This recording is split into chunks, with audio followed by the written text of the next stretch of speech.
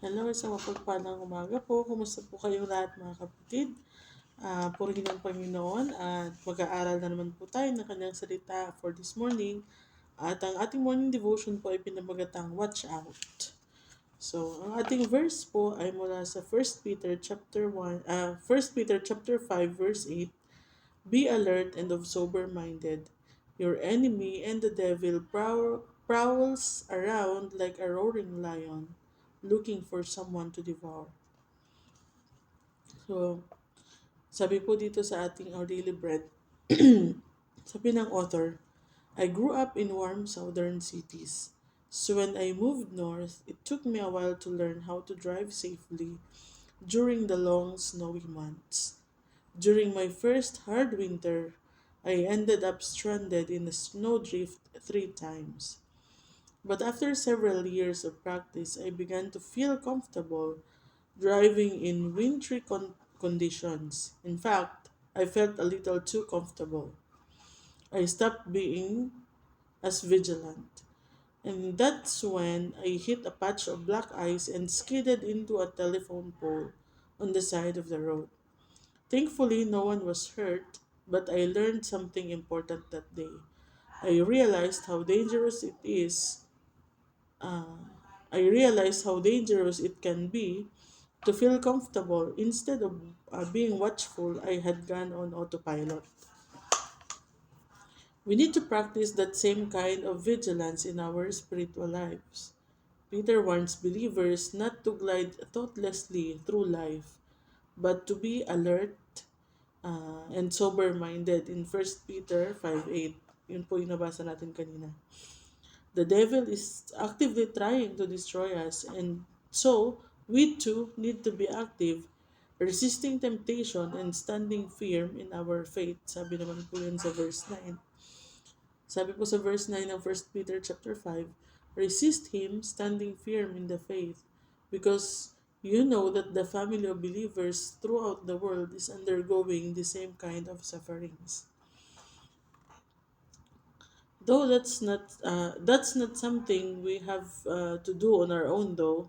God promises to be with us in our sufferings and ultimately to make us strong, firm, and steadfast. Sabi naman po yun sa verse 10. So sabi po dito, First Peter 5 verse 10, and the God of all grace who called you into his eternal glory in Christ, after you have suffered a little while, will himself restore you and make you strong, firm, and steadfast.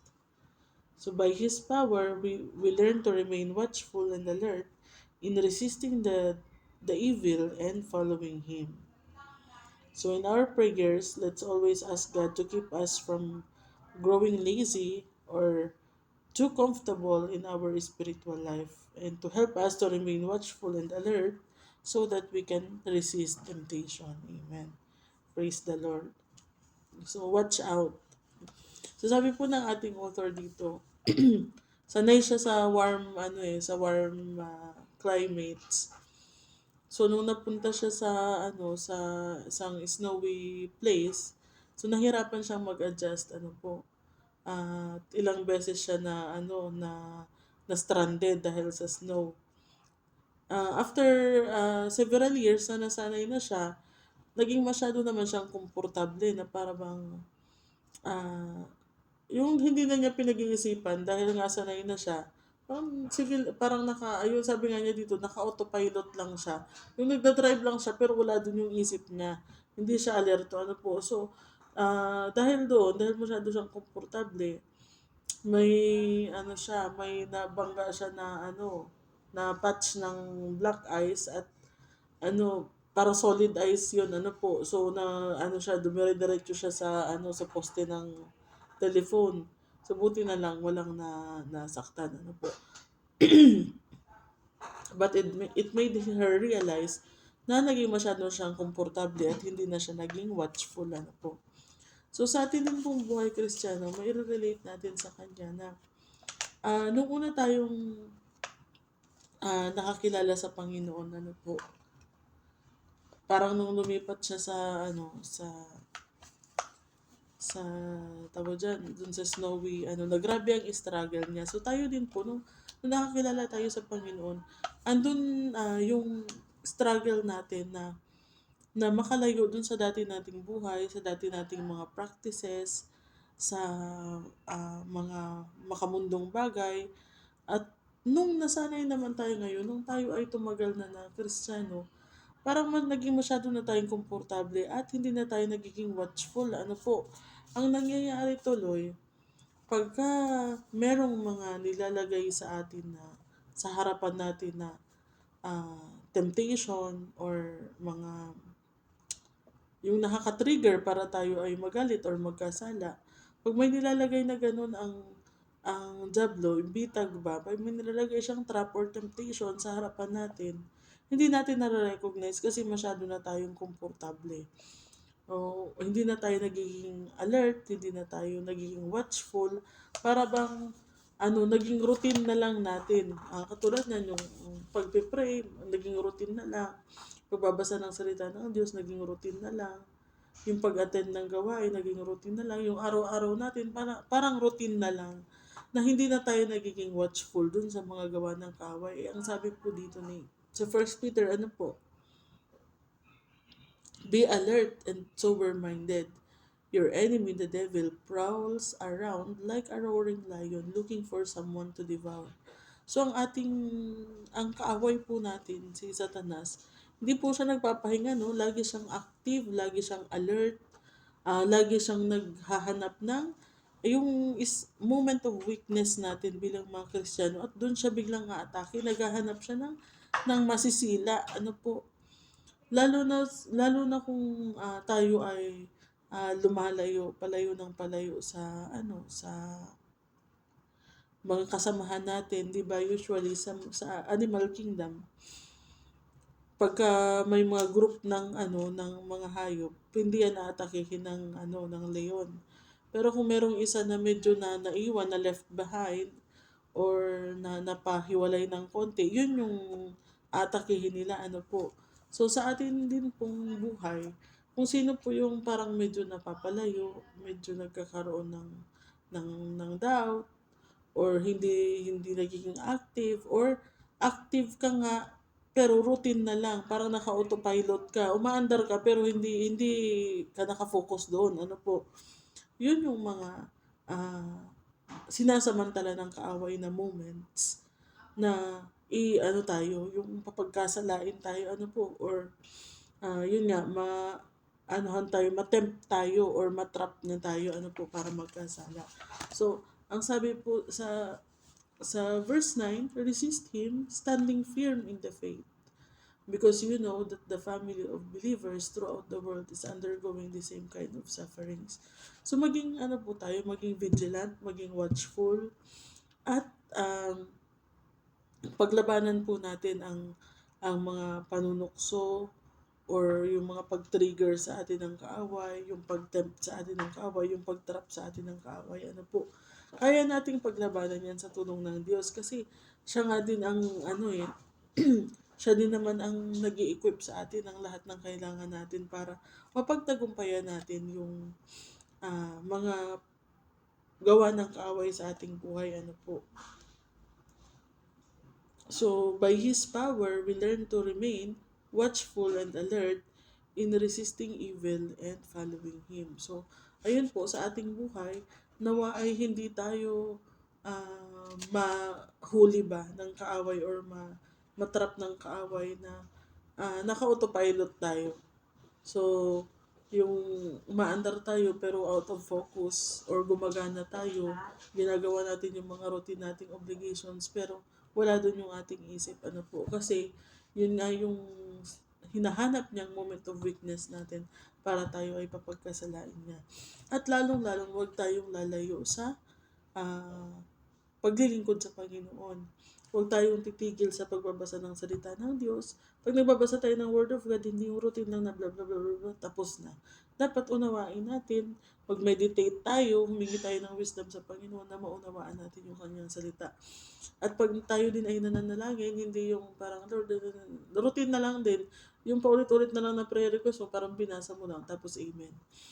Yung yung pakikipag-usap natin sa ating Panginoon is dapat na parang tayo ay nakikipag-usap sa ating best friend. We are a friend of God, di ba? So, paano ba tayo makipag-usap sa ating mga best friend? Siyempre, share tayo ng ating papasalamat tayo sa ano niya, sa presence niya sa ating buhay. And then, mag-share tayo ng mga burdens natin, mag-share tayo ng mga pinagdadaanan natin, and then, antayin natin kung ano yung kanyang advice, yung kanyang kasagutan. So, the same way sa ating Panginoon, pasalamatan natin ang Panginoon sa pag tayo nananalangin, ano po, pasalamatan natin ang Panginoon sa lahat ng ginagawa niya sa atin sa araw-araw, ano po, sa lahat ng kabutihan, lahat ng pagpapala, pag-iingat na binubuhos niya sa atin. At sabihin natin sa Kanya yung ating mga burdens, yung ating mga problema, mga kabigatan, sakit, kung ano man yan, lahat ng ating mga prayer requests, sabihin natin sa Kanya, and then antayin natin yung Kanyang kasagutan, ano po. At manampalataya tayo, maniwala tayo dun sa kasagutan na ibibigay ng Diyos. So, hindi po yung routine lang na parang, binasa mo lang lahat ng prayer request tapos na. So, yung parang nakikipag-usap tayo ng face to face. Ganun po ang dapat natin gawin sa ating pananalangin, ano po. At ayun nga po, sa pag-attend din natin ng gawain, kailangan maging present tayo. Ito po ay ano din sa akin, wake up call kasi antukin ako. So, hindi naman po, alam ko pa, baka na-offend yung nagsasalita sa harap. So, it's not you, it's me. Talagang antukin lang talaga ako. Kaya, ngayon, may naano ako na bagong technique na kasi lagi ko nakakalimutan dalhin yung notebook ko. Pero yung cellphone, hindi natin naiiwan, di ba? Ang gadget, hindi natin naiiwan. So, doon na lang ako nagdo-notes sa gadget para hindi ako antukin kasi pag hindi talaga ako nagno-notes talagang sorry po sa mga nagsasalita sa unahan na nakikita akong inaantok. It's not you, it's me. so so ito po ay wake up call sa ating lahat. Huwag tayong mag-autopilot. Be present, be alert, be sober-minded. Ano po? Huwag po tayong papahuli sa kaaway na tayo ay mahina. Ano po? So, amen. Praise the Lord sa kanyang paalala. At tayo po ay manalangin. Yes, Lord. Salamat, Panginoon, for your words. Thank you for your reminder, Panginoon, that we should watch out, Panginoon. We should always be alert.